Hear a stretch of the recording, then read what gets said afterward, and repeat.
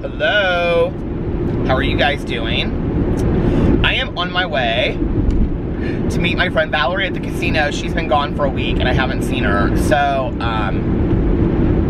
she got in earlier and she was like, do you want to meet me at the casino? And I said, well, of course. So I'm going up there just for a little bit to meet her. And yeah, so I'm going to vlog on the way up there and then I'll vlog on the way back, and that will be my vlog tonight. So anyway, it's been a good day. Although I feel like I'm losing my voice a little bit. I don't feel sick, but I feel like I'm losing my voice a little bit. I don't know why. It's been really cold. It is 25 degrees outside right now, and it has been snowing all day. It was so pretty. I mean, it was really, really coming down today. It's interesting. It's like cold, but it's not sticking to the ground. So, I mean, it doesn't. You can't see snow anywhere, but well, maybe little patches here and there, but really, no, you can't see it. So, but it stopped early this evening. So I got up today, did my prayers, did my meditations, and then went and got coffee, and I had to run some errands. I had to go get PB's medication, and I did that. And then, which I'm out of medication too, and I don't know why I didn't just go pick ours up at the same time. I realized tonight that I'm out, so I was like, okay, I don't know why I didn't just get them on the same day. But anyway, so I had to go do that. I had to go do a couple other errands, and then I came back, and we were supposed to go have dinner with Melissa and Jason tonight, and we were supposed to go early. Like, Alex was asking them if they wanted to go at like 6, because he wanted to go straight from work. And also because I think that, I think the plan earlier in the day was that we were going to go and hang out with like Fufu and his mom and stuff later. But then Alex was like, Liliana and the kids and Fufu went to the Children's Museum, and then his mom didn't get off work till like 8:30 tonight from meetings and stuff, and then his brother didn't get off till like 8:30, maybe 9:30, I don't know. And so he was like, it's going to be so late by the time that they all get together. He was like, let's just hang out with them tomorrow night. So we instead, I came home today and then from running errands, and I made videos for my Peterisms channel and my Peter Monn channel. It was just so dark by that point that, like, by the time that I got everything done and set up, and that I didn't, like, by that point it was like 4:30 to 5:30 was when I was making those videos. So anyway, I actually had to turn, like, a lot of the lights on in the house because it was so dark. And, anyway, then I got ready real quick, and then we went to Cheesecake Factory, our favorite place to go with Melissa and Jason, and we had dinner, and our friends Aaron and Eric went with us, and Aaron's daughter Maddie was there too, so it was fun. It was the 6 of us and her, and it was just fun. It was like we had a really good time. We talked about what we're going to do for New Year's, and all of that.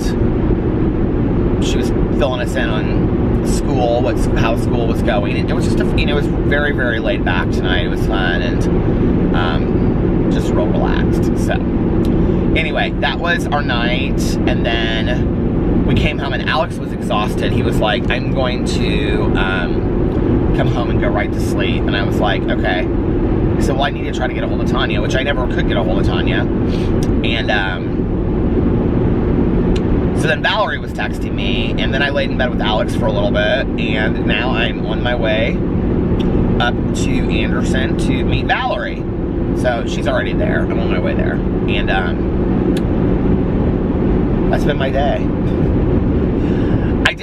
I will say this, I did watch quite a bit of the Christmas Chronicles last night. And it really doesn't take much of a Christmas movie for me to love it. Like, I love any Christmas movie, honestly. And kind of sometimes the cheesier the better. And so I watched maybe like 40 minutes of it last night. I don't know. It's really cute. And actually, the extra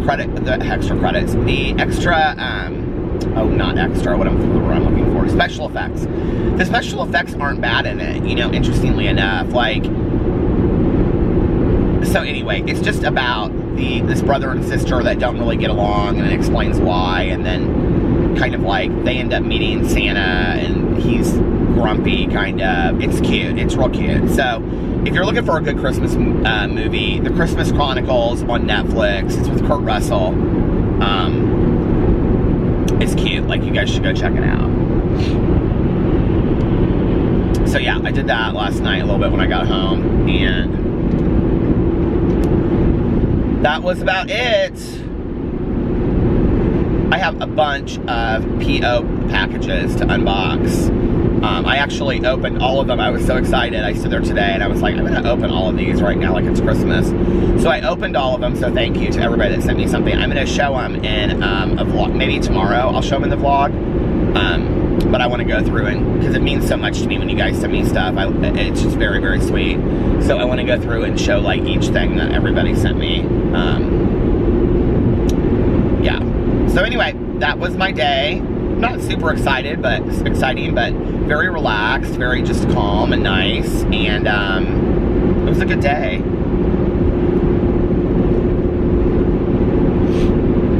It was fun going out to dinner tonight, you know, as couples. Like, I love doing that. We were talking with Melissa and Jason about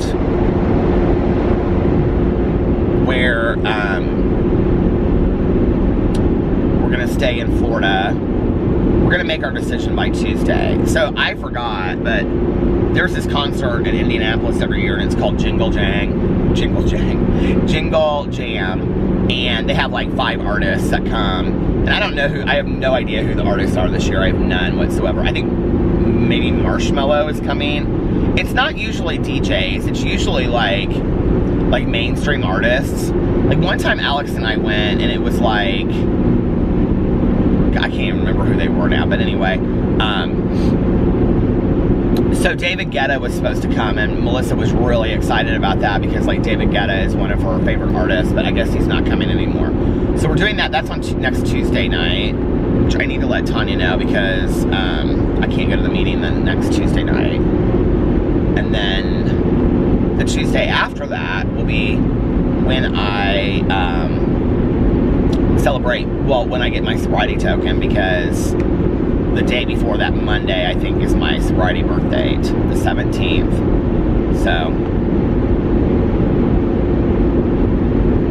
you know, it's weird. Usually, like, I've talked about this on here, and I've talked about it on my Peterson's channel, because I kind of even, like, dedicated, you know, like, this month going forward to doing a lot of sobriety stories I said on there, which I'm going to start doing. I need to do more of, but,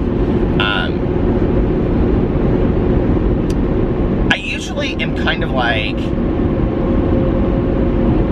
even after so many years, like this month is, I don't know how to explain it, it's very emotional for me.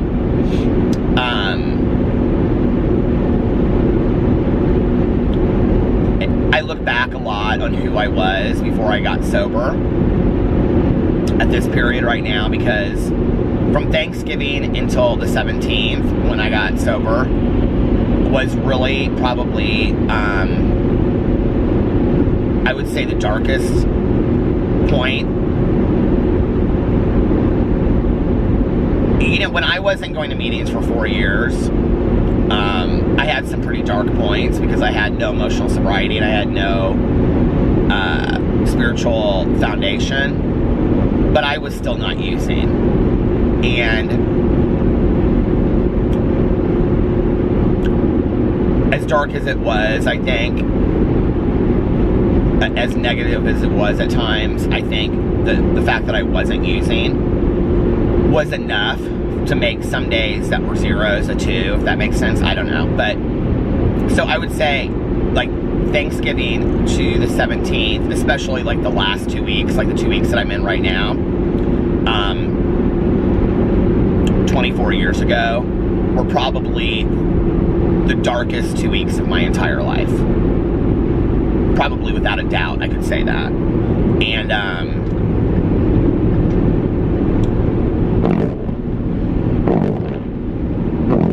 I had my, that's not me farting, that's the windshield wipers. It's not, it's like fogging up, I don't know why.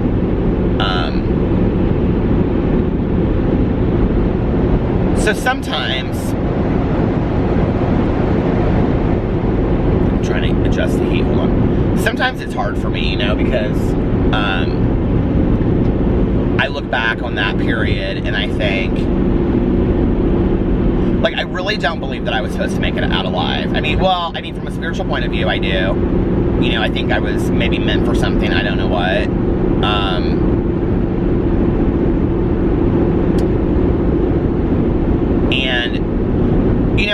I guess when I was younger, I used to kind of believe that, like, we talk about the meaning of life, It's like, well, maybe you were saved for something. People would always say to me, God obviously has a plan for you and whatever. I don't necessarily, like, I used to think about it on some huge, profound level, you know what I mean? I don't think about it that way anymore.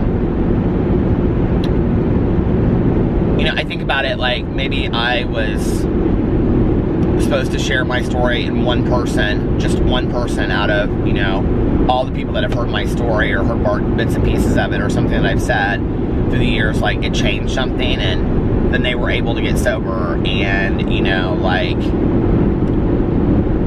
because of that, they then went on to have a child who then, had, 5 children, and I don't know, like, I don't think of it on it like what we would consider like an intellectually deep level anymore, but I still think, like, I don't think any one of us really realizes the impact that we have on the world around us, positively and negatively, and I think, like, really this year I've noticed it a lot. Like, I've really realized it a lot. I guess I really have known it, like, the last 5 years, especially since I came back into the program and really focused a lot of attention. I get so many messages, on from people saying, I get a lot of emails from people saying, I was exactly like you, like, I wasn't going to meetings, or I am exactly like you, I'm not going to meetings, and I know I need to go back, and, like, how did you get through that fear? I honestly, if it wasn't for Tanya taking me back to that first meeting, I don't know that I would have gone back. Like, I think, like, I was so afraid. I was afraid of being judged, which never happened. Not one person, at least that I'm aware of. Not one person judged me. But I think I needed some hand-holding to walk back in the door and feel safe again. But once I got back in, I didn't feel that as much. You know what I mean? Like, I wasn't scared. And after that first meeting, I was like, okay, you can do this. You can go back and things like that. But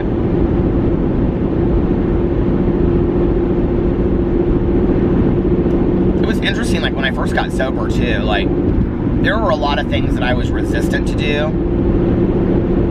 But there were a lot of things I wasn't resistant to do. And I can remember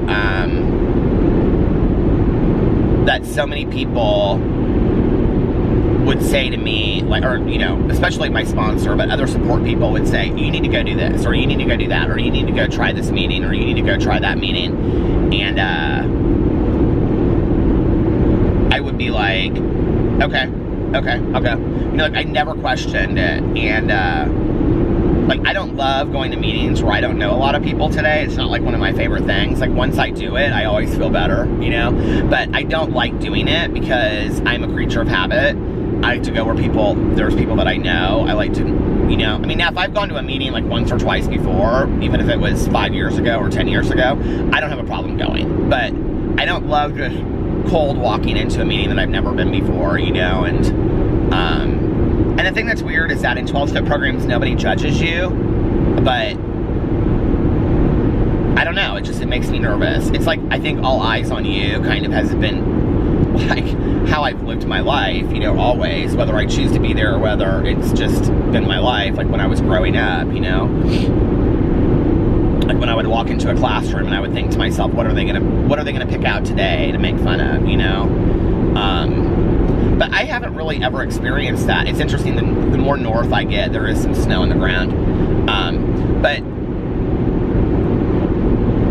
I haven't experienced that in a 12-step program. People have always been so friendly and so nice. But, thinking back on where I was 24 years ago, I mean, like, this is so crazy to me,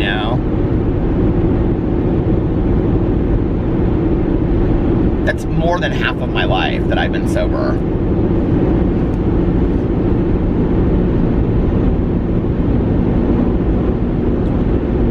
And I think, like, what's crazy about it is, it's not like, not that it matters, because, like, you know, I know a lot of people were not, like, hardcore alcoholics or addicts, you know. A lot of people were. A lot of people were 10 times worse than I ever was, right? And there's, you know, it's not like there's any competition in 12-step programs, you know what I mean? Like, who had the worst story. But I think, you know, I have a lot of friends of mine that it was like, okay, they would, like, go to work, and then they would go to the bar afterwards, and they would just, like, stumble home at 2 o'clock in the morning, and their wives would be upset with them and things like that. And they were real destructive to their families and all that. But other than that, it's not like they, like, weren't getting out of bed for days on end, and it just, like, their life just didn't, like, was, you know what I mean? And so when I look back on where I was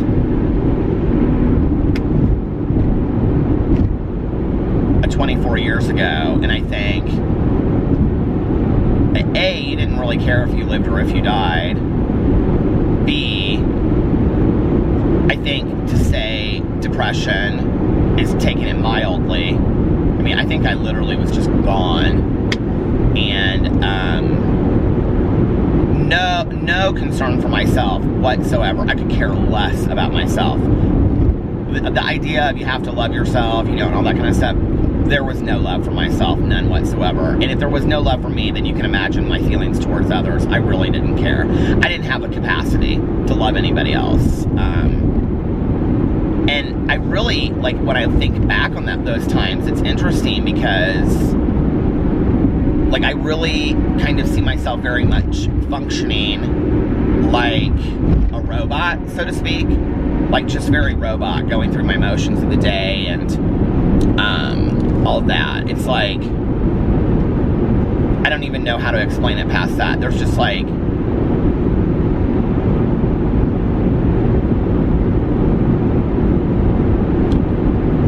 I remember one of the last times that I went to my dad's house before I got sober, and I would go over there, and I didn't even realize I was doing this until he said it, you know? And I think that's one of the things about active addiction, is that often we're doing things and we don't even realize our motives or why we're doing it or whatever. And,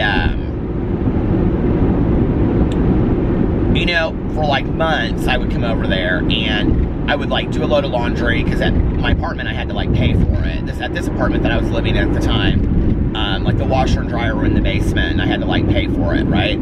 So I would take a load of laundry over to my dad's house, and I would, like, wash it. And while I was washing it, I would sit in the corner in the kitchen, and I would turn on the kitchen, and I wouldn't turn any lights on, and I would leave the TV down really low, almost like I didn't want them to notice me. And then I would, like, make a bunch of food. Like, I would make a sandwich and chips and whatever. And I hadn't lived at my dad's house in years, right? Like, I was totally welcome there, but I would literally slip in and, like, put the load of laundry in and eat, like, hoping that I could just slip out with them even seeing me. Well, typically, like, my stepmom would be home by herself, and so she would come downstairs, and she would be like, she had no clue that I was there, right? And then all of a sudden, she'd just be like, oh, shit, like, okay, I guess you decided to stop by, right? And I didn't realize at the time that it scared her, because they knew that I was using, right? And even though I had never been, like, violent or anything like that, really, to, you know, that they knew of to other people, like, the fact that I would just, like, show up and just be like, and it was happening a lot. And so I didn't know that my dad and my stepmom had quite a few conversations about it. My stepmom didn't like it. And she'd always been so supportive of me. And my dad, you know, he just had it. And this last time, and one of the things I would do is, somehow my dad and I would always get in these arguments, right?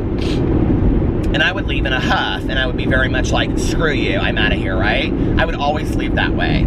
And there was this liquor store that was literally, like, right on the street, like, as you, like, got off of his street and, like, went another street, it was, like, right there, and I would pass it. And I would go in there, and I would always get a six-pack of Red Stripe beer, and a pint of Jack Daniels.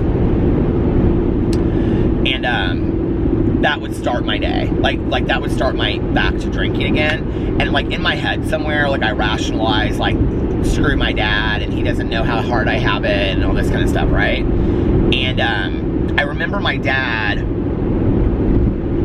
like, he must have seen me or followed me or something, because he said to me, he goes, first of all, you're not going to keep on coming over here and just, you know, using our place for laundry and groceries. And second of all, he goes, you're not going to use me as an excuse so that you can go drink and ruin your life.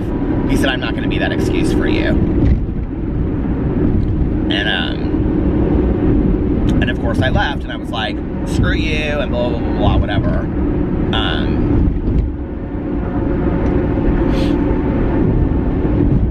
Which was probably more like, screw you, and I ran out the door, because I never really spoke poorly to my dad to his face, even when I was like in the middle of just all of that. I just never did, you know?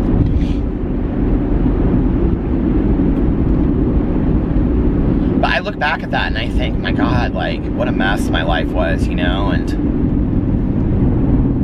just not ever, like, I don't know, just...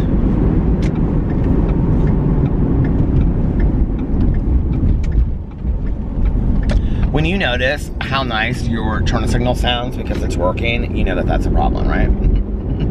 Because it wasn't working before and you should have gotten it fixed. Okay.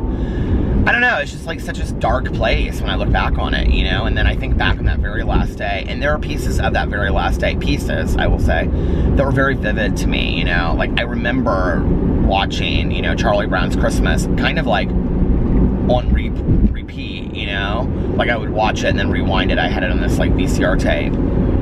All the way to the very end of the night, like when I was leaving my friend Jack's house.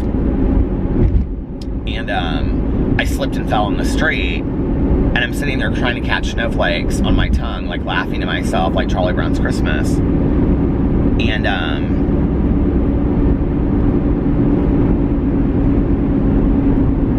I mean, even kind of like the irony of how that whole day was framed, you know? And it's like, it's crazy to me.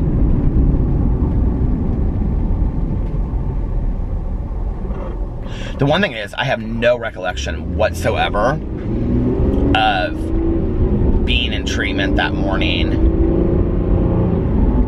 like with my stepmom, because she took me in and my dad stayed with the car.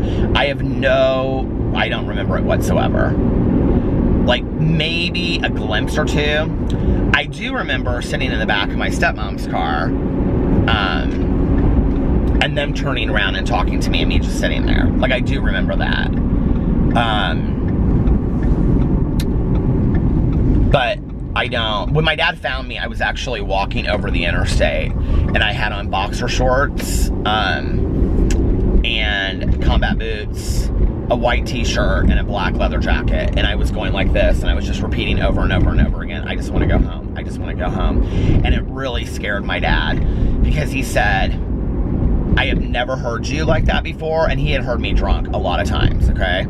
And he said it was weird because it was almost kind of like you weren't saying, I want to go home, like to your apartment. It was like you were wanting to go to some kind of like ethereal spiritual home. Like he said, he goes, Peter, I will never be able to explain it. It's so weird. Let me just show you something as I'm coming up on this casino, okay? It's so pretty as I'm talking about this, but it's kind of weird. Oh my God, I literally, okay, first it shut off and then I started recording it again because it was at the end of the 24 minutes or whatever. And I was showing the fog, and I'm not gonna drive through it again, but you can see it off the lake too. There's little lakes around the casino. But I thought I was still talking about that, and I looked and it was like not recording anything. So anyway, but years later I talked to my dad about that, you know, like, well, we have talked about it a lot, but I wish I could, they were out. I don't see them, but there's swans on these lakes. It's so pretty.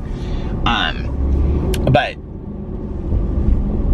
he said the one thing that was really scary too was it was so incredibly cold that year. And he said it was like literally like -2, -5 degrees. I think I titled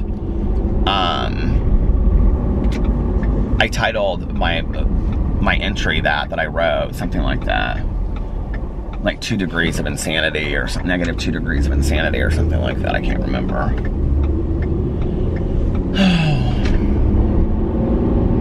Scary.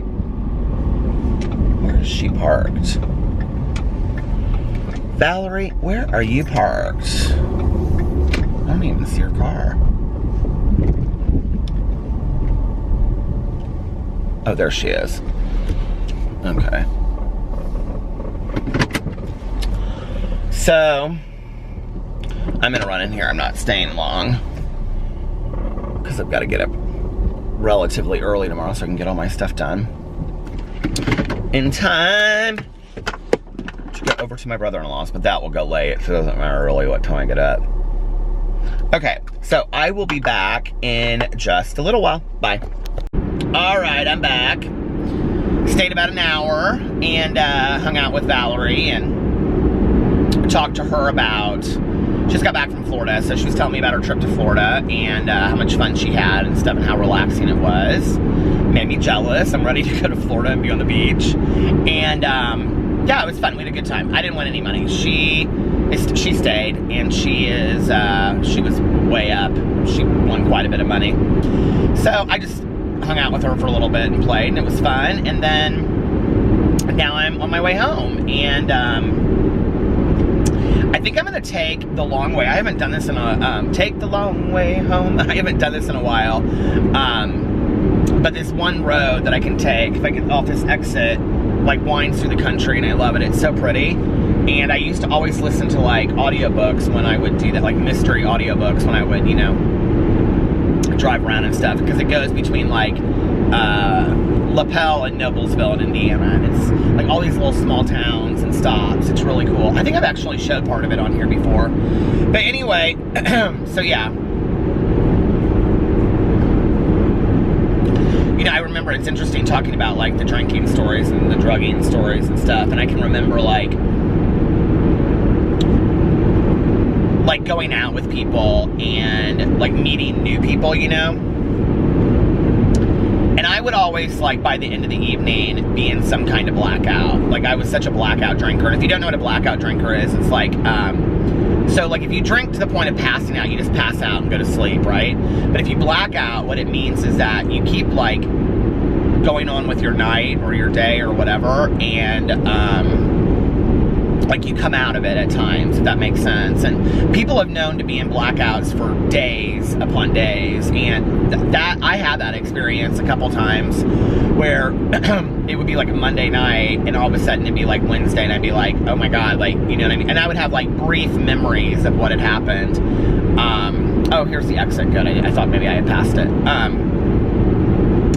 And there's so like all these farmhouses that are set way back are so pretty, and if I showed it to you, you wouldn't be able to see it, but they're like, they have all these Christmas lights on, but they're set way back. Indiana is really, I know if you live here, you probably say, no, it's not, but I find it to be very pretty to do road trips in Indiana or in the Midwest, because it's really tons and tons of like cornfields or soy fields, and then there'll be like farmhouses just set way back. It literally looks like, I know this is gonna sound crazy and you're like, that's pretty, but it literally looks like scenes out of, what do you call it? Out of like a murder mystery book, or, you know what I mean? Like something that, like some murder, you know, In Cold Blood by Truman Capote or something like that. It takes place, you know, way out in the middle of nowhere. Like a lot of Indiana looks like that. And, people might not have neighbors for miles and miles.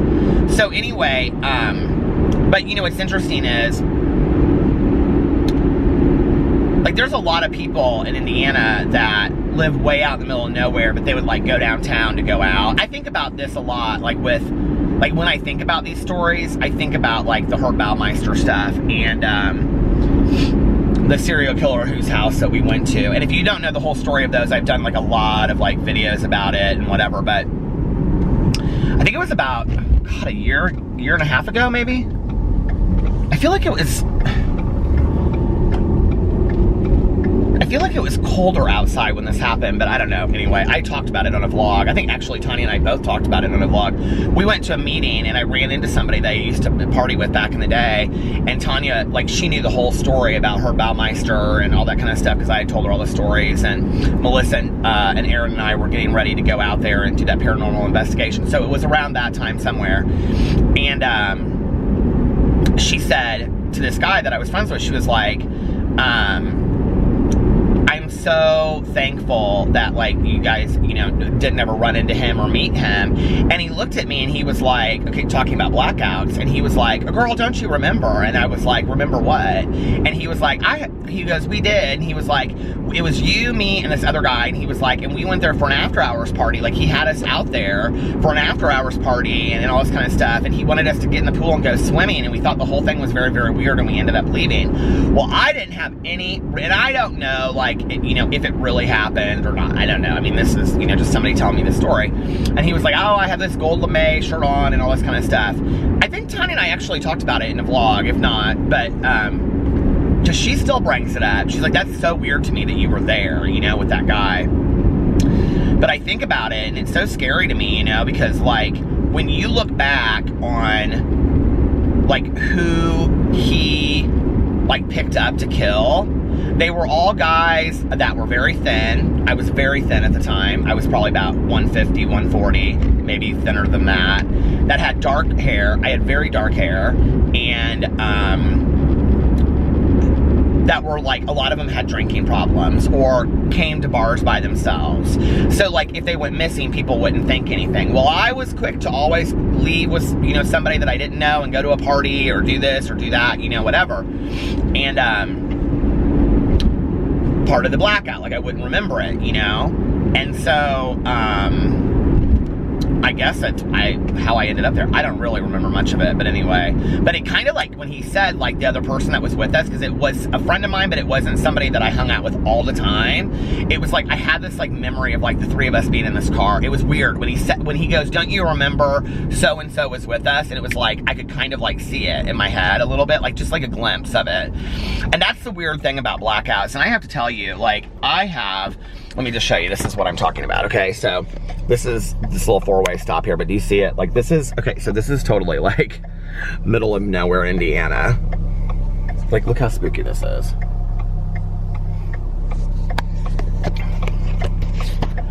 Do you get what I'm saying now? About murders could happen out here? Okay, so anyway, and then it's just this little solitary road, and if you look, it's, like, very pretty. Like, you can see off to the side out there. Can you see how foggy it is? You can't really see it, but that's like a working farm over there. So anyway, but, like, I just have, like, glimpses of things. And one of the things that's weird is, and I remember talking to my first counselor about this, and he's like, he very much, you know, believed, like, more will be revealed, but also, like, he believed, like, when the mind is ready to remember things, it will. And there are some nights that, honest to God, to this day, 24 years later, like, I have glimpses of what happened because, like, some big stuff happened. You know, like, I was at this party. I talked about this one time that I went to this party with some friends, and my friend and I, we were, like, fighting. I thought she had my bag on that I used to carry, and she and I fought, and we broke this glass table. I, like, remember, like, landing on the table, and I remember my friend picking me up and throwing me over her shoulder. That's about the extent of what I remember. I remember, like, waking up in this room down. It was weird. I just remember this weirdness of it. But a lot of that night is gone. And that was very much, like, how my drinking was often. But towards the end, I would say, like, the last 2 to 3 years, it was like that regularly. Where there was really not a night, like, that I would remember how the night ended, ever. And if the night stopped for me at, like, let's say 12 o'clock, and, like, of what I would recollect, I really wouldn't go to sleep until, like, 5, 6 o'clock in the morning. And so, which is a huge part of, like, my biological clock. Like, the doctor told me that. He goes, your biological clock will probably be set this way forever. And I've always been somebody that, like, had a hard time, you know, going to sleep early and whatever, even when I was a kid. My mom used to say that. But, I don't know that I'll ever remember bits and pieces of what happened, you know? Like, I think it's just gone for good now, you know? And even, like, at the end, when people would tell me, like, things that I did that they thought were funny or that they were upset about or whatever, I'd be like, don't tell me. Like, I don't want to know. Oh, I was dancing on, you know, I got on the bar and danced and took my shirt off. Like, I don't want to know. You know what I mean? So,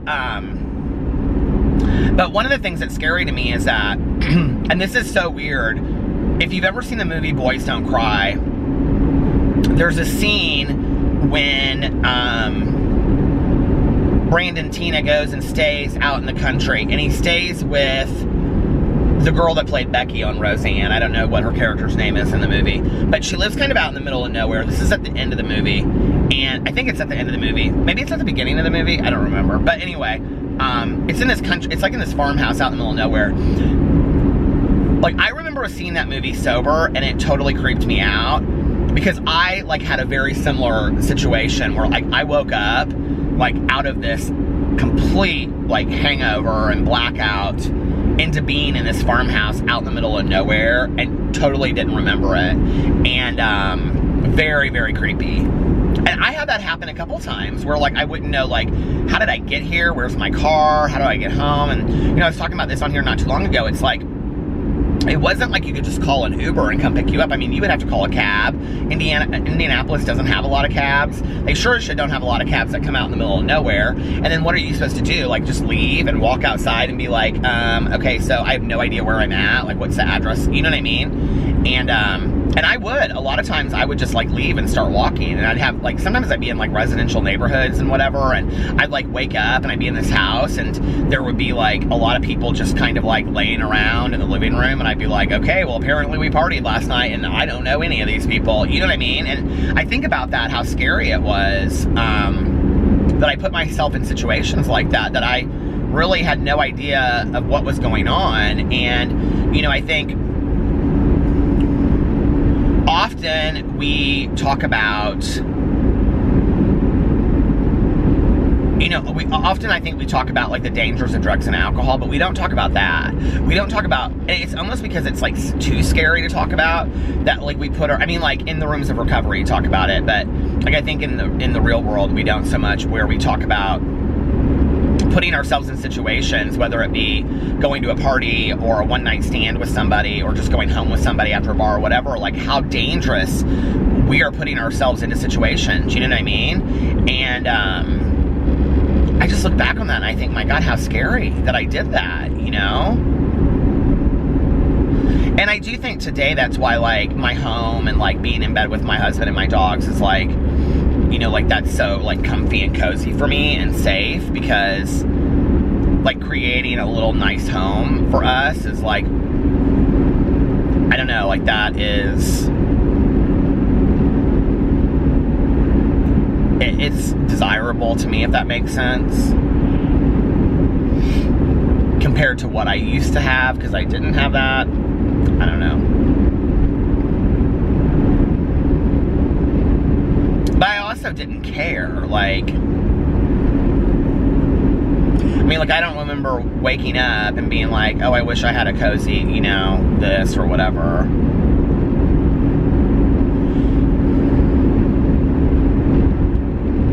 It's so weird to me when I think back about those days. Like, just even talking about it right now, it kind of like makes me really, like, I see, because as I'm telling the story, I can see the visual of like waking up in those houses, or I can see the visual of whatever, you know, like standing in the bar and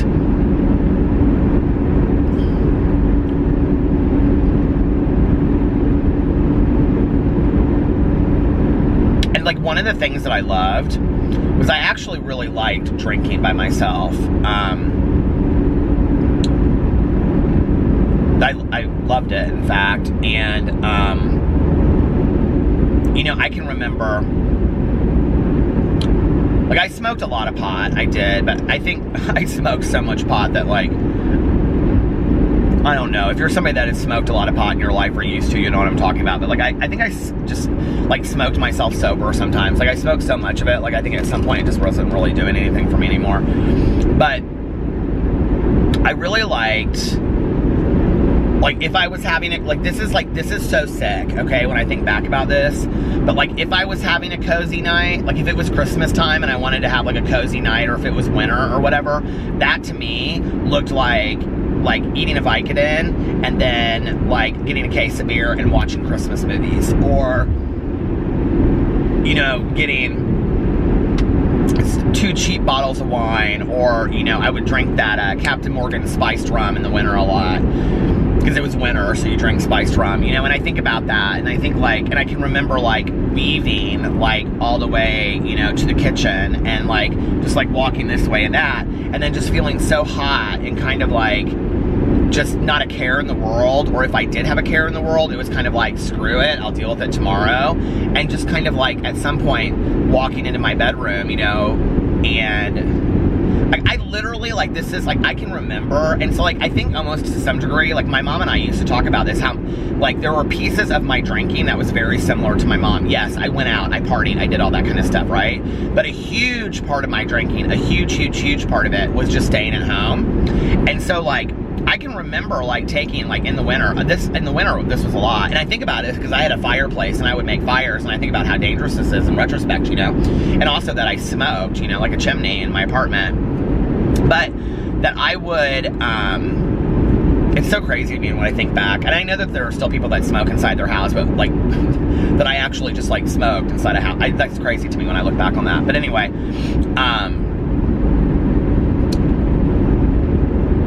you know, like, I would take, like, a really hot shower, and, you know, like, I would go and get some fast food or something like that, or make macaroni and cheese, and then, like, I would take, like, a really hot shower, and I would put on, like, pajamas, like, legit, like, flannel pajamas in the winter, right? And then, like, get all cozy on the couch, and, you know, I was gonna watch, you know, all my favorite Christmas movies, and I'd have a case of beer in the fridge, and I was ready to go. Like, that was my evening, and I thought that was very homey, you know what I mean?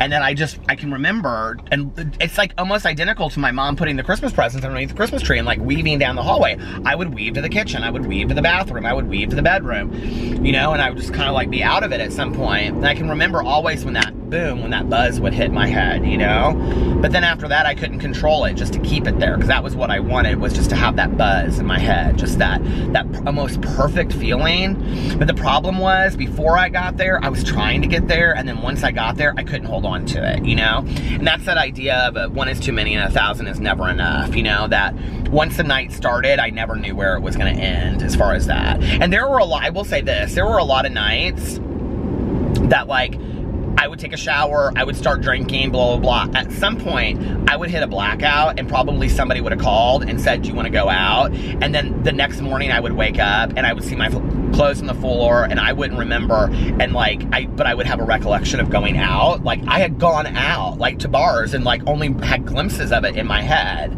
you know?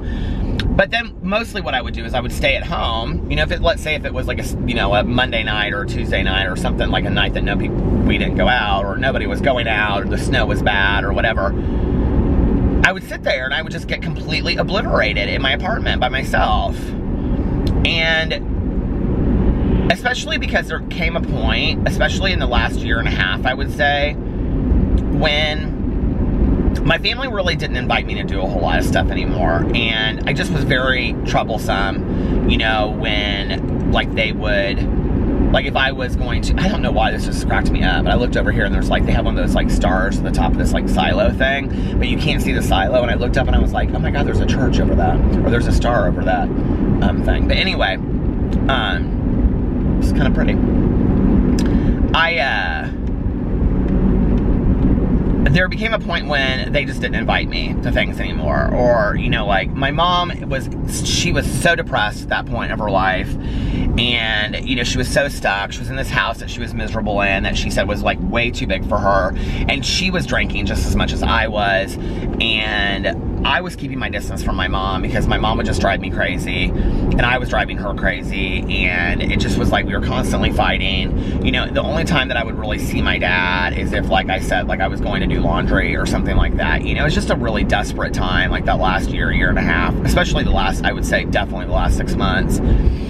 And so I would just, like, and you know, my friends lived downtown, and if they weren't doing something, I had like 3 or 4 friends that all lived in this apartment together. And, you know, like, unless they invited me over, like, I really didn't have people to do stuff with. And I had a friend of mine, she and I lived together for a long time, but I can't remember when she moved. I think it was a year before I got sober. She moved to, her family at the time lived in Kansas, and she moved to Kansas. Oh my God, she was miserable. She hated it there. And, so like she and I would talk like every day, but when she moved, because she just couldn't financially afford to live here anymore, you know, and we were spending all of our money on alcohol. I mean, she was my biggest drinking buddy I literally ever had in my life. And like everything that I did, I would do with her. Like the drinking at home, watching Christmas movies and stuff, like she and I would do that kind of stuff, you know, like take a shower, not together obviously, but we would take a shower and then we would like watch Christmas movies. And we shared a queen size bed literally for 2 years. And so she would, you know, she and I can remember like we would drink and we would drink and we would drink, and then, you know, we would watch, like, we would stay up late after we went out, but we would always come home early so we could make sure we got to the grocery store to buy, you know, beer or wine for Sundays before it closed, or that night. And then I can remember we would just lay there in bed and like talk until we both passed out, you know, just wasted. Sometimes, you know, passing a joint between us or whatever, and just what a mess, you know. And but then she left, and I was lonely. I was sad, I was depressed, I didn't have anybody, you know. I wasn't really like going, hey, I need help, like I'm lonely, I'm depressed, I'm drinking and I'm drugging, and everybody knew it anyway, because everybody would tell me what a problem it was, you know, and I'd just be like, leave me alone, because it was like the only thing that I felt like was making me happy. And I look back at that and I think, you thought that was making you happy? You thought that was making you happy? You know, like that's so sad, because it wasn't making me happy. It wasn't making me happy at all. And I don't know, it's just like, I look back on that and I can remember those nights. So there was something kind of like, this is gonna sound crazy, there was something like remotely comforting about that. I would just at some point, like, I can remember not even turning the TV off, okay? Like just being like watching like the original, like I was talking about Miracle on 34th Street, but like watching like the original Miracle on 34th Street, and then just like walking into the other room and like passing out in bed and just like, but I felt so good because I felt like I was so like drunk, but to that point where I hadn't hit a blackout yet. Like it was weird, like sometimes at home, like I could go to bed before it got to that point, and other times I couldn't. But I never really knew when I could control, like I was never that person that knew like if I drink this much, you know, well obviously because I'm an alcoholic, which is a lot about control, and I didn't have any. So I actually drove by that apartment the other day. It was kind of weird. I like drove by it. It was like one night, I can't remember. Like I was vlogging around that area, and I had finished my vlog like 5 minutes before, and I was kind of like coming up on it, and I like have been talking about stuff to do with like before I got sober. And I pulled in, and I actually at first didn't know what building it is because it's an apartment complex. And I thought it was this, and then I was like, oh no, it was this building, because I remember like where the dumpster was. And I just sat there for a second, and I looked up because my apartment was on the 3rd floor, and the window facing the parking lot was my bedroom window. And I could totally like, I remember this apartment like so vividly, probably because it was my first apartment. I mean, I remember all of my apartments vividly, but this apartment I really remember. And I just remembered that room, and like the TV that I have in my office, the TV VCR, I actually had in that was my bedroom TV that I had on like a dresser thing in the corner. And I would put on like, I would be like wasted. Like I think about this and I think, I don't know, there just was so much to my like using that was kind of like lost soul kind of shit, you know? Like I can remember just like putting on To Kill a Mockingbird before I went to bed, and I would like fall asleep with my pajamas and like a robe around me, you know? And I was, I don't know. And then I think about that thing that my dad said, you know, about I just want to go home, I just want to go home. And I think about that and I'm like, what did I really mean by that, you know? And had I been searching for this home for years and years and years, this idea of a home that I had really like never had, you know? Like, do you know what I mean?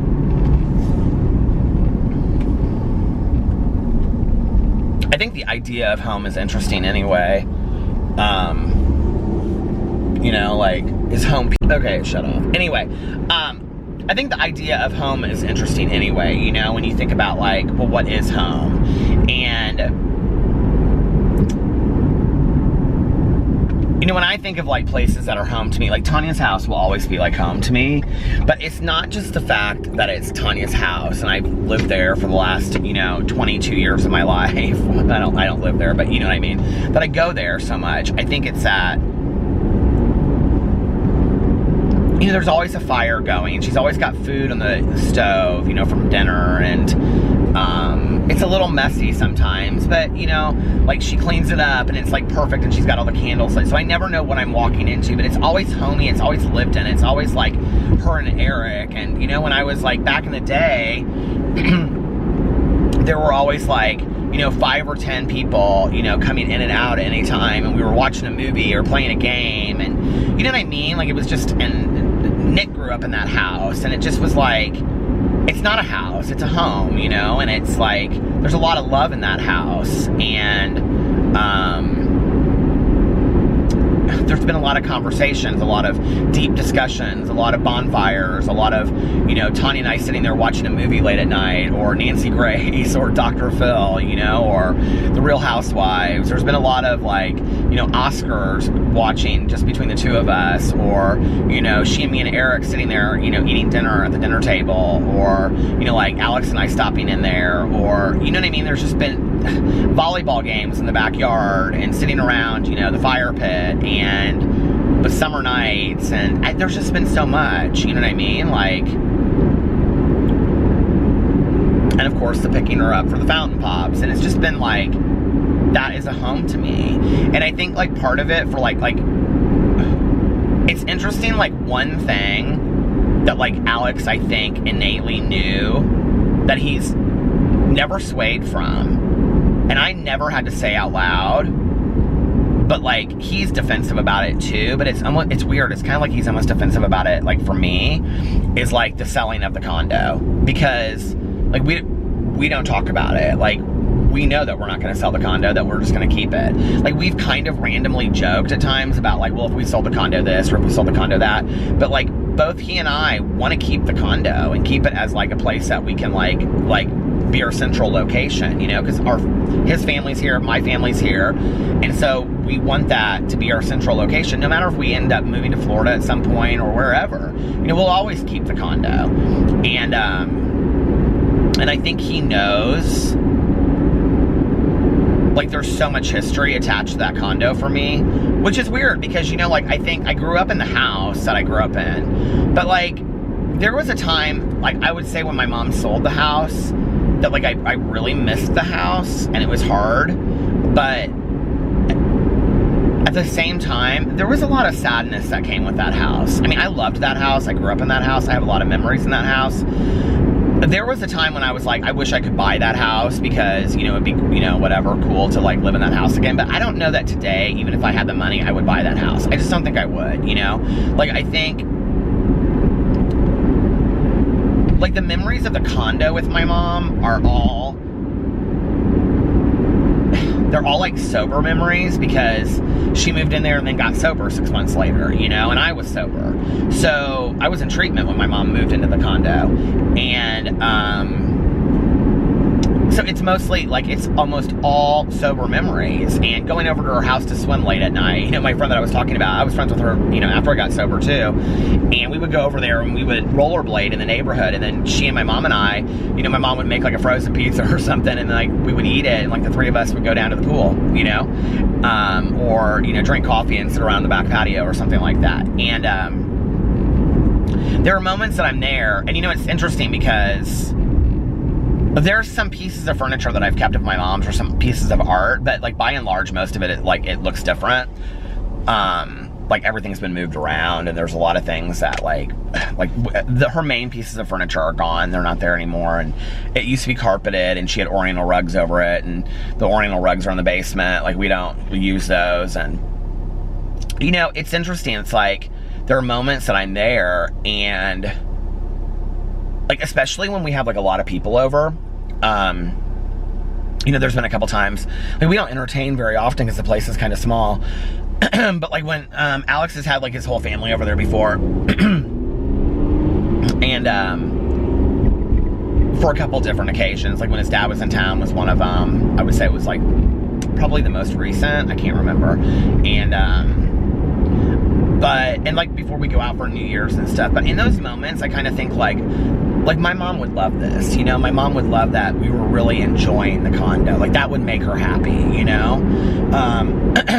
And even just talking about like redoing it, like this is gonna sound strange because I was talking about the rearrangement of the furniture a couple days ago in here, and I was saying that it kind of like was hard for me at first because it was like it looked different, but at the same time, like knowing my mother, like, and I think like when we want to like think about people that have passed on and like what they would want or what they would think, like I think we have to be really honest with ourselves about who they were as people, if that makes sense.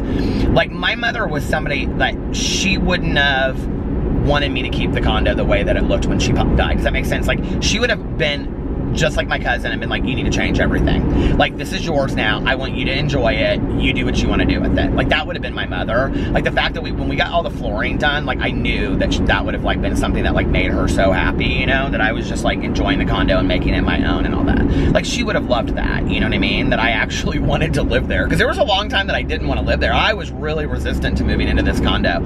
I was like, I'm just going to stay in an apartment. I'm going to sell the condo. I don't want to move in there, you know, whatever. Because I had said for so many years, my mom would be like, oh, this place will be yours someday. I was like, I would say, I will never live in this, mother, I will never live in this condo. And she'd say, oh, when I'm gone, and, you know, but I mean, she didn't think she was going to pass away at 64. She thought she'd be around till she was, you know, 85 or something, probably.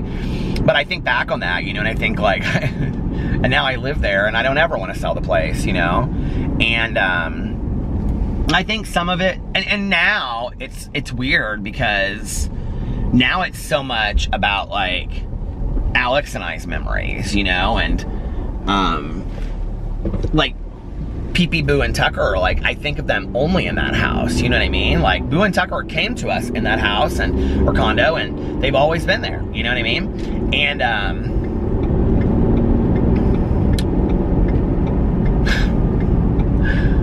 I remember the first time that I met Pee-Pee, but you know, I mean, Pee-Pee had a lot of different houses before. You know, I mean, he lived with Alex in his house in Bloomington when Alex had like 5 roommates, and then he lived with Alex and his mom and Fufu when he moved home, and that was like the summer before I met Alex. And then when he moved in with me, like, you know, but I don't know, there's just so many memories in that house of us. And you know, like when you go on vacation and there's like a piece of you that doesn't want to come home, but then when you come home, there's also a piece, like you walk into the house and it's like, okay, we're home. Like I always have that feeling, like when we come to the condo, like, you know, that it's home, you know, and I love that. But I think there were many, many years where I was looking to kind of cultivate a home. I don't know. Places have meanings for me, you know. I have attachment issues with things and in places. I really do, you know. And I think, I don't know. I think back then, before I got sober, you know, like, or up till the night that I got sober, I think I was so lost, you know. I think I was so...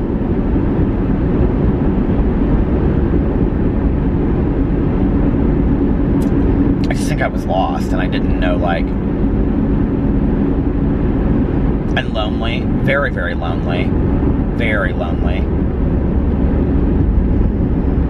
I think one of the things that we don't talk about in our society enough, and I think it's because we don't know how to talk about it, is loneliness. And I think people that are living silently lonely, they don't really interact with a whole lot of other people, you know? And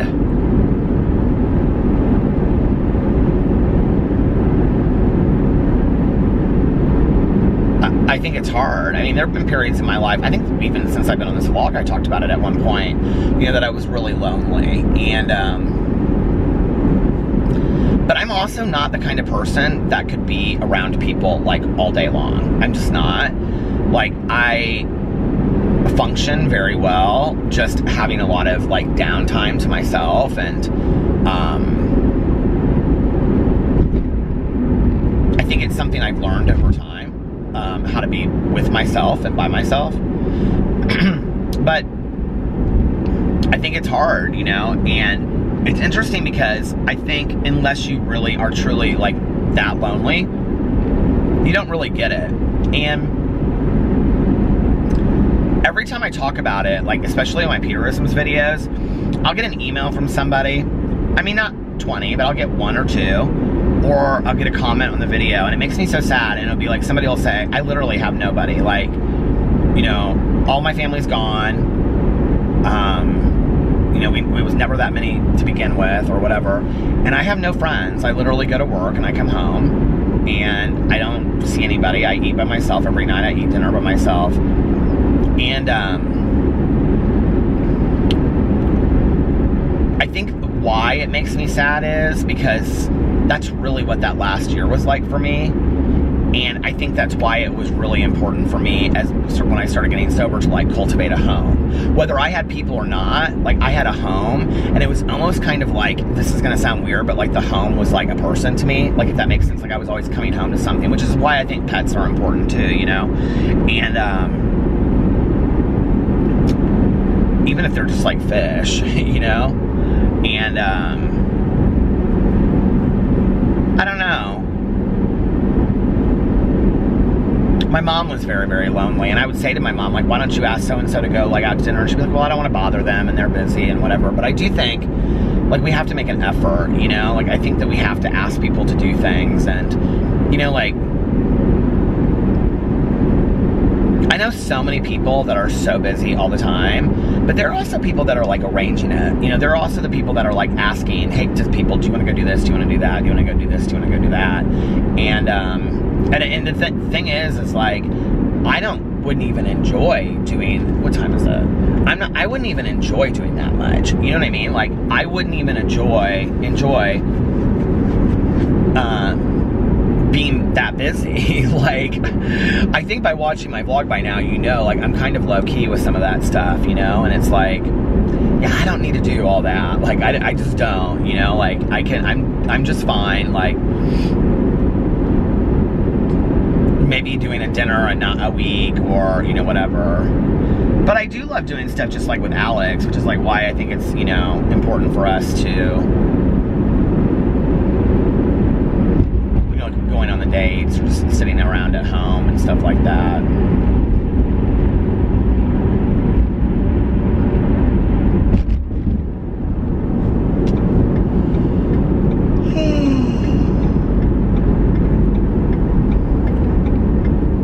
This retirement home that I'm passing, I can't tell you how many times I've come by it, like this late at night, and there's like an ambulance out there, and it always makes me so sad. This is a sadly vlog tonight, isn't it? Oh well. Some are happier than others, I guess. It isn't really a sad vlog though when you think about it. It's very much a vlog of gratitude. I mean, these stories for me, I mean, I'm so grateful that I'm not in that position today. And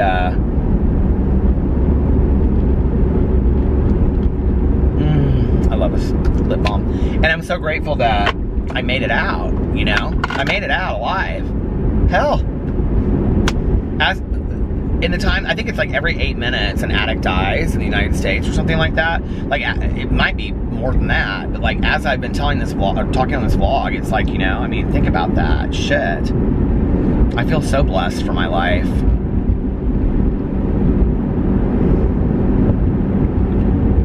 I think it wouldn't hurt me to be a little bit more grateful. I mean, I practice gratitude and blessings literally daily, several times a day. I'm like probably overkill with it a little bit, and I think I could still do 100 times more, you know what I mean? To be so grateful for just this amazing life that I've been given. And I think, like, for me, like it's weird. Like, Christmas is so spiritual to me anyway, but not necessarily from a religious point of view, but just the stillness of Christmas. You know, like, I remember being in treatment, and like this, it was so bad the winter of that year. It was like the snow and stuff, and I can remember like standing outside before I would go to bed. You know, when you're in treatment, they have like a bedtime that's like 10 or something like that. But like, if you go out, if you wake up at 2 o'clock in the morning, you want to go smoke a cigarette, nobody's going to stop you. You know what I mean? And I can remember standing out there, and it's like, it looks different now, but they had this like cafeteria, and then they had this like hallway, and in between it they had this like patio that was like gated in, and it had like chairs and stuff out there, so you could like stand between like the two different doors and you could smoke. Well, it was literally like drifts of snow, and I would stand there, and I can remember in treatment I slept in like just a white Hanes t-shirt and like these red plaid pajama pants. I can see myself standing there in these, that my dad, like, he brought me a bunch of clothes in, and it was like, I don't know what happened. Like, I don't know why I remember this too, but like, he went to my apartment and he literally brought me everything that like I never wore. It was like all these flannel shirts that like I hadn't worn in years or something, you know? And, but he brought me these pajama pants, and they didn't like fit me. And I can remember just standing out there with like this big coat on, and this big parka that he brought me, and in the winter, and just like literally just like hotboxing a cigarette and just looking up at the stars, and it being like a foot of snow on the ground, but like crystal clear and like freezing, and just feeling like so aligned with God, like knowing I was in the right place, even though I didn't want to be there, even though like I just had no desire to be there whatsoever. I just felt like so aligned with God. Like, okay, God, like you obviously have a plan for me, because I have no idea. I don't even know who you are. I don't know what you are, but you obviously have something planned for me that is much bigger than I have any idea of. Because I mean, just the craziness of standing outside in a treatment program. I mean, it was not my first time, you know, in the middle of near Christmas, and it's like I'm looking, and there's like all these Christmas stickers on the window and all these signs, you know, that I just, and I can remember it just was so peaceful. And I think like in such a long time, it was the first time in a long time that the craziness in my head stopped and it slowed down. You know?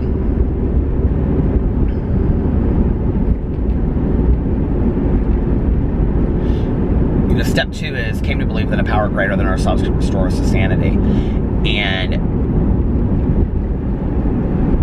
it doesn't say, well, a power greater than ourselves, God, whatever, is going to make you stop drinking or using drugs. It says, restore us to sanity. And I think about some of those moments, and this is very much for me, like standing in the window in the morning and looking out over the backyard, and like those moments of stillness for me, when all of this slows down, is like sanity, you know?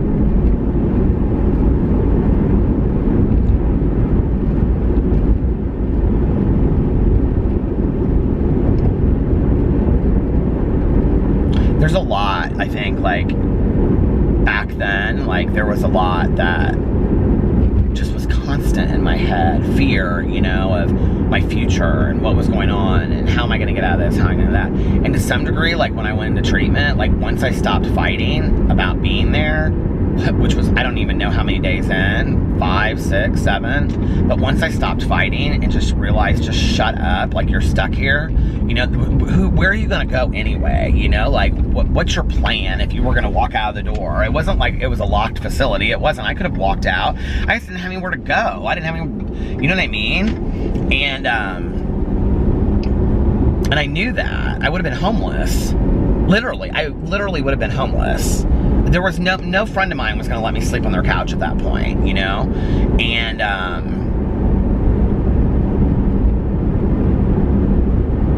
my dad would have just been done completely. My mom was so out of her own mind that there's no way that she could have possibly ever helped. And I think there was a moment where I just was like, just stop fighting. And once I did, then I felt so safe, you know, and just being there in treatment.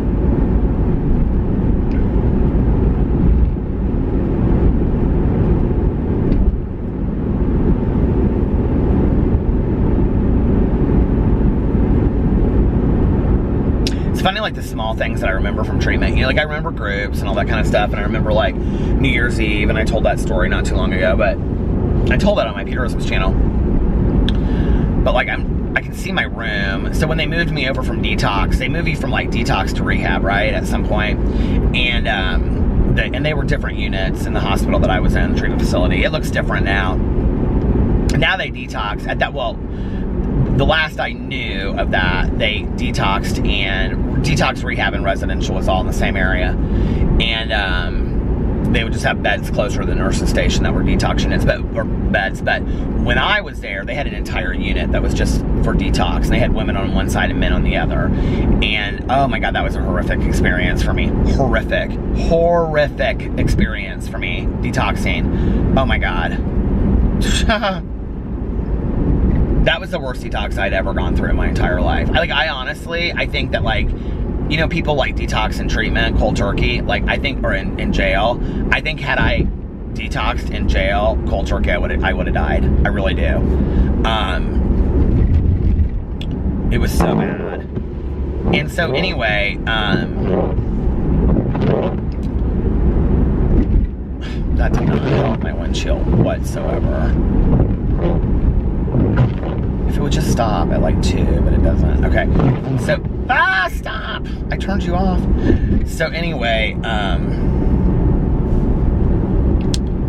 but I just had this memory of, like, I mean, I remember this, but I don't know why it flashed in my head. I had this roommate at one point. He ended up, I think, like, leaving or getting kicked out or something, and then after that, I didn't have a roommate for the rest of the time. And I remember that my window, and I was in the bed next to the window, and I remember that it looked out over, so, like, the treatment center that I was in was, like, not out in the middle of nowhere. It was like, it's just like 5 minutes from here, actually. And but it's on this hospital campus, and there's, like, areas that are, like, next to lakes, and it's very pretty, some of it. And it wasn't as developed as it is now. Like, when I was there, it wasn't as developed. And so, like, there was this one area where you would look out the back windows, and it would look like over a long, like, field with, like, a lake, and it had these, like, you know, mounds and stuff like that. And then there was, like way in the distance, there was, like, this little hotel, and there was this bar.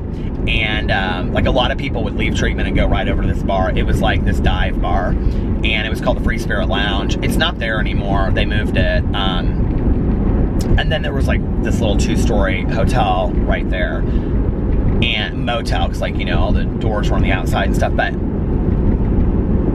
I could lay there in bed, and I could see that hotel, and I could see that bar.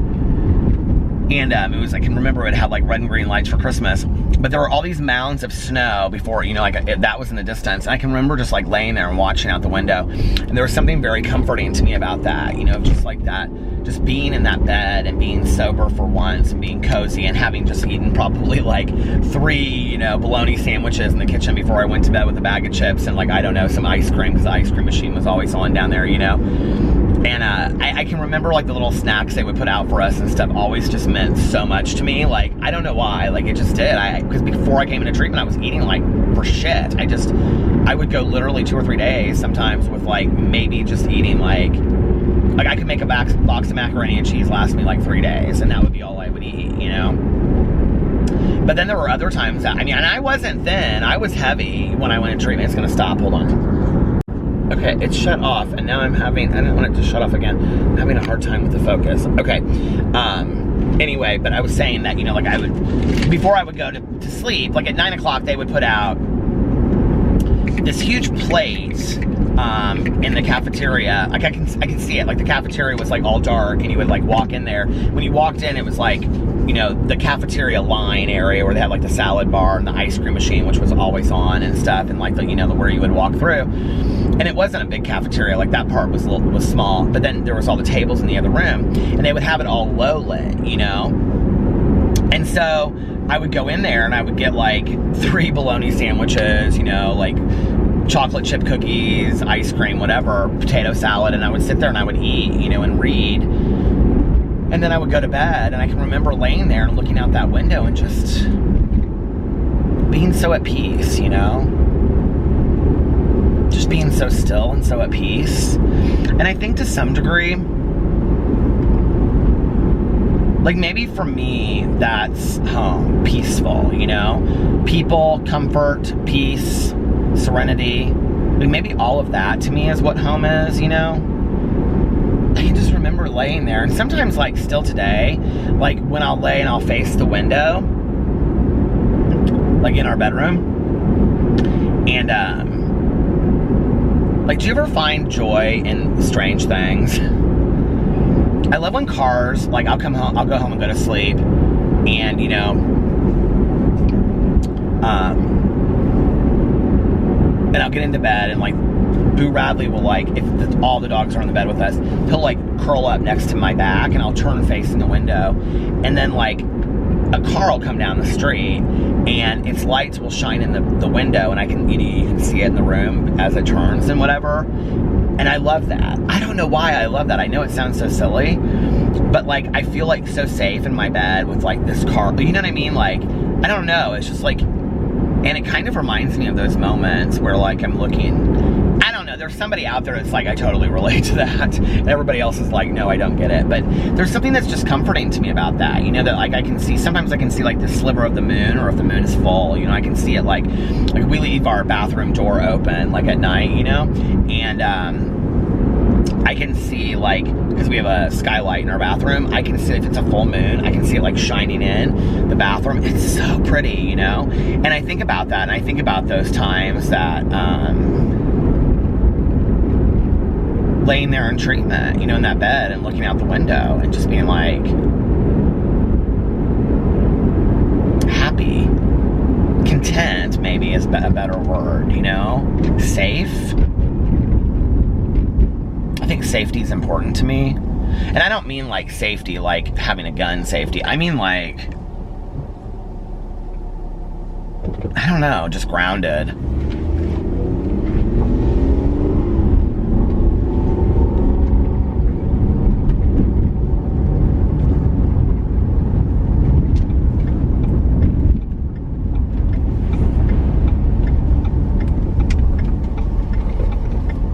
I went a little bit further than I wanted to go.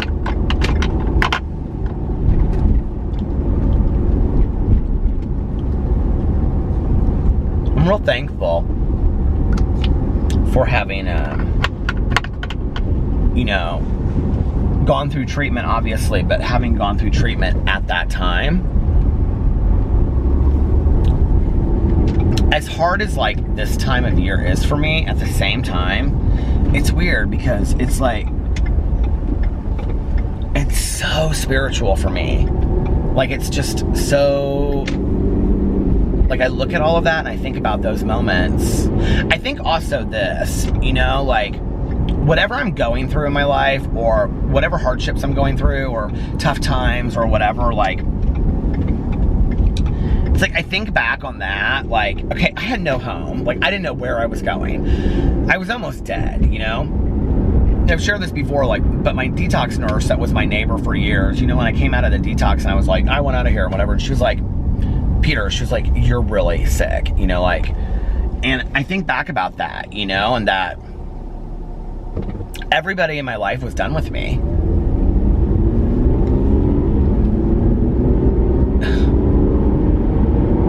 You can't get much lower than that. I mean, you can, but my life is really good today compared to all of that. You know what I mean? I'm so thankful for that. Like, I'm so thankful for that. And so, like, I think I had to go through all of that because I do believe that it's the bitter and the sweet, you know? I think you have to have the bitter to have the sweet, or we wouldn't know it. You know what I mean? We wouldn't know how good life is if we didn't have those moments where life really sucked as well.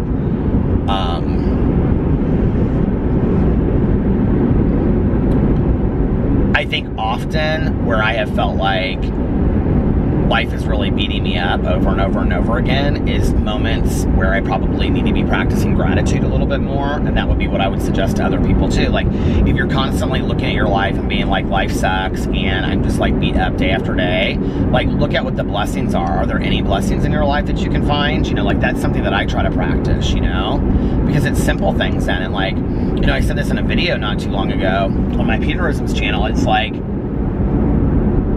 on those moments when I feel like I'm like really being beaten down like by life, it's like, okay, well, I'm thankful for my health. I mean, they're literally tonight, right now, they're, like I said, like, well, oh my God, the battery's gonna die. Since I've been vlogging, there's people that have passed away, you know, from the disease of addiction. And I was given that gift. I was given the gift of recovery. And some people will never be introduced to that, you know? I'm so thankful for my sobriety. I'm so incredibly thankful for my sobriety, giving me the life that I have today, to the people that I've met in the rooms, to the people that I've met out of the rooms, like my husband that has nothing to do with sobriety, but I wouldn't have met him if I wasn't sober, you know? And I wouldn't have met Tanya. All the people that are in my life today, I wouldn't even know if I wasn't sober, even if they aren't sober, even if they have nothing to do with that, you know? I have such an incredible life, all as a result of 24 years ago, you know, my life being so screwed up that I needed to go into treatment. I'm thankful for that. I'm so thankful for that today. So anyway, I'm gonna get off here. The battery's about to die any minute anyway, so, and I have no idea how long I've been talking for. I know over an hour at this point, but anyway, I hope you guys, it's Friday. Oh my God, happy Friday. And thank God it's Friday. And the weather outside is frightful. And watch a Christmas movie this weekend if you want to. You don't have to. But anyway, I love you guys, and I will see you tomorrow. Bye.